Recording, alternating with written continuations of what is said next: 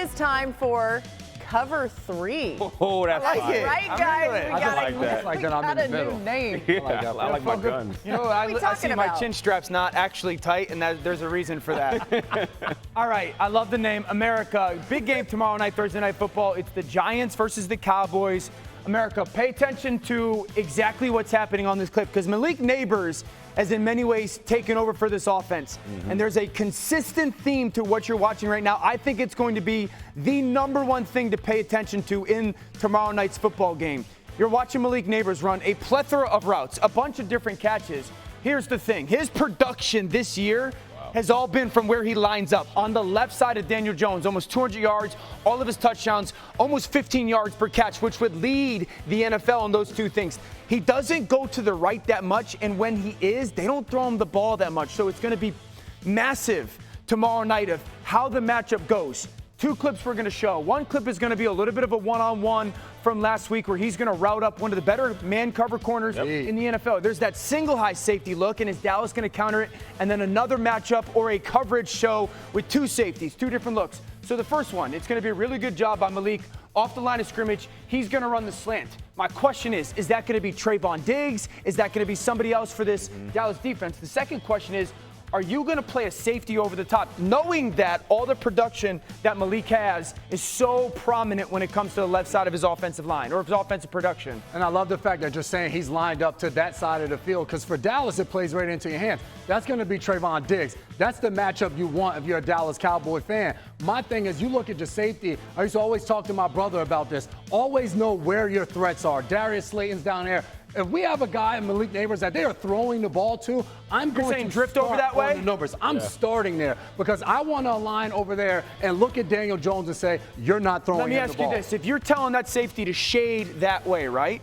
Are you telling them these guys to the field to play off a little bit more to protect themselves? No doubt about it, and we feel really good about Denzel Ward. He's our paid corner. Right, so Dallas doesn't have that, though. They don't have that. So my thing is you start there. You may not stay there the entire snap, but in pre-snap, when the quarterback's back there and he's looking and he's surveying the field, I want you to feel as though Malik Nabers is taken away. Now, I may start to move away from him once the ball snaps, but I want Daniel Jones to figure that out after about the route? It's almost impossible to just take him away because everything from Malik Nabers is live because of his ability. What I mean by that, when you watch this route, the way that he comes off, kind of a peppered release, but it is a real threat that he's going to beat him to the outside, which allows him to cross face. When you're getting off the line of scrimmage in the NFL, there's two strategies.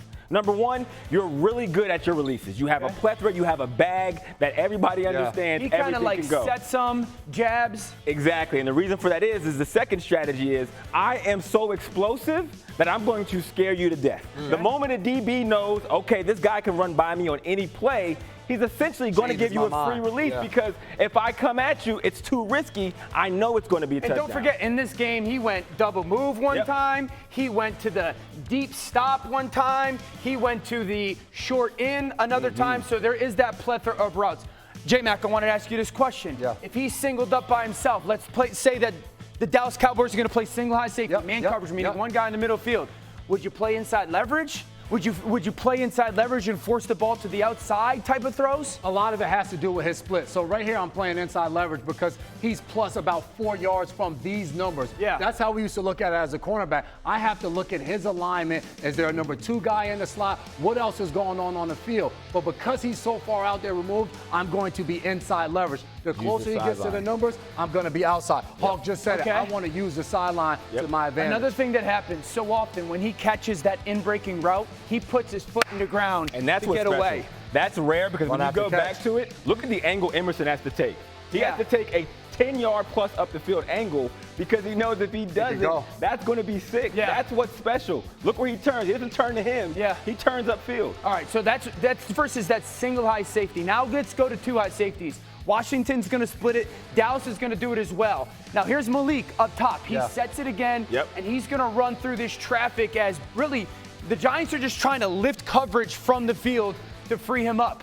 Here's the question. If you're the Dallas Cowboys and you're playing too high, are you playing man on the backside? Are you going to play true true zone? Are you going to have vision to that? Is that something that you guys defensively would communicate pre-snap? Where's Malik Nabers and making sure that everyone knows it? Every single play, you want to know where the guys are. So you're always going to want to know where Malik Nabers is. But right here for the Commanders, we're playing two-man. Safety's over the top. He's inside leverage. He starts sliding that way. Don't slide that way. You just said, hey, I have two ways to play. I can either be aggressive, or a lot of times when an explosive receiver, I'm afraid to be aggressive. When I have a safety and Jeremy Chin over the top of me, go get him. This is my one saying this guy opportunity. go put hands on him? Put hands on him But let me right ask now. Hawk this then, because Hawk, isn't this part of the release package? Because I would say, doesn't he make that corner slow play just a little bit by that hesitation? But what he does here, and this is why Malik Nabers is so special, because he has a rate of acceleration that other receivers can't match and the DB can't match, right? Because not every receiver needs to be good in the fast going. What I mean by that,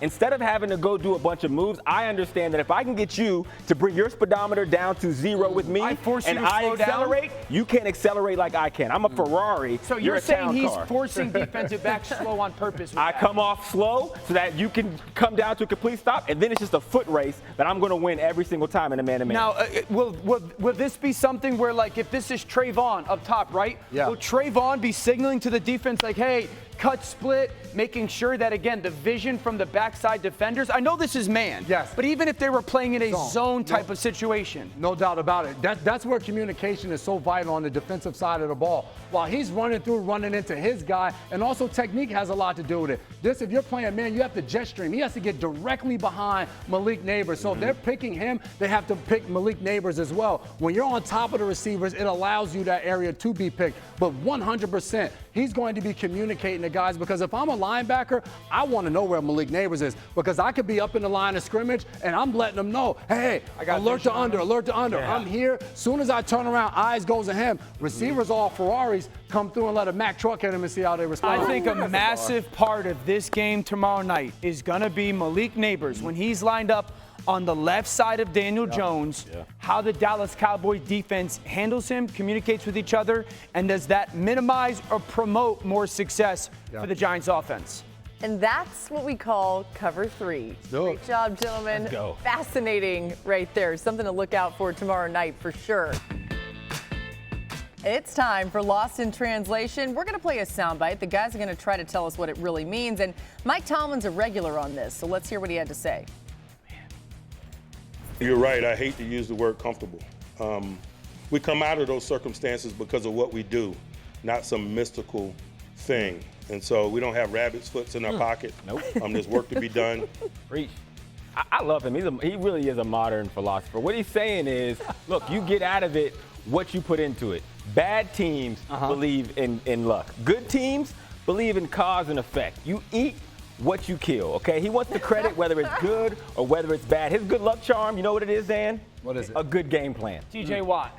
Yeah, TJ Watt helps. is a good, What good happened luck about charm. what happened about bad teams? Like, just you work for the luck that you get. The harder you work, the luckier you get. Luck is just preparation Lucker. and opportunity, baby. We got a lot of We got some phrases going sayings on the here. Rutgers walls getting thrown around. I gotta say, did he say rabbit foots?